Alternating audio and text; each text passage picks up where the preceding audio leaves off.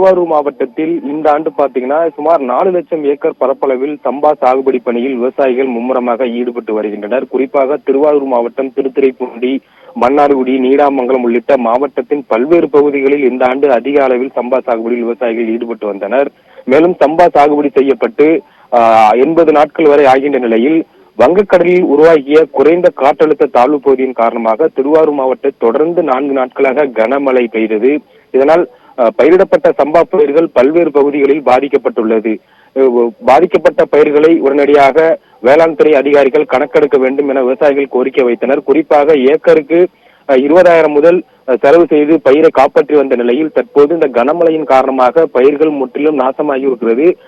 எனவே உடனடியாக கணக்கெடுக்க வேண்டும் என விவசாயிகளின் தரப்பில் கோரிக்கை வைக்கப்பட்ட நிலையில் தற்போது மாவட்ட நிர்வாகத்தின் சார்பாக பல்வேறு பகுதிகளில் கணக்கெடுப்பு நடைபெற்று வருகிறது. குறிப்பாக நேற்று வரை திருவாரூர் மாவட்டம் முழுவதும் சுமார் 13,117 ஏக்கர் பரப்பளவில் சம்பா பயிர்கள் பாதிக்கப்பட்டுள்ளதாக வேளாண் துறை சார்பில் தகவல் தெரிவிக்கப்பட்டுள்ளது.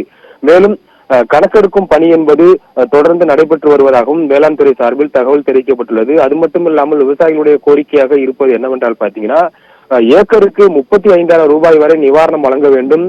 அது மட்டுமில்லாமல் இந்த ஆண்டு செய்த பயிர் காப்பீட்டு தொகையையும் உடனடியாகவும் வழங்க வேண்டும் எனவும் விவசாயிகளின் தரப்பில் கோரிக்கையாக விடப்பட்டுள்ளது. அது மட்டுமில்லாமல் இன்று திருவாரூர் மாவட்டத்தில் அதிக கனமழை இருக்கும் என வானிலை ஆய்வு மையம் அறிவித்ததை அடுத்து விவசாயிகளுக்கு மேலும் பெரும் இடியாக இருந்து வருகிறது. பானு, விவரங்களுக்கு நன்றி ஜெயவிந்த்.